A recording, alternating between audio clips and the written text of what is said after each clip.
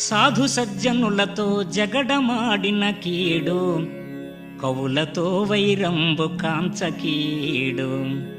పరమదీనుల చిక్కబట్టి కొట్టిన కీడు, భిక్షగాండ్రను దుఃఖ పెట్టకీడు. నిరుపేదలను చూసి నింద చేసిన కీడు, పుణ్యవంతుల తిట్టబొసగు కీడు.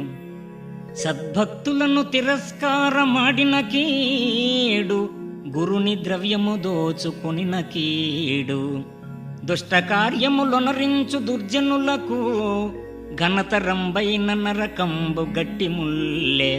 భూషణ వికాస శ్రీధర్మపుర నివాస, దుష్ట సంహార నరసింహ దురిత దూర.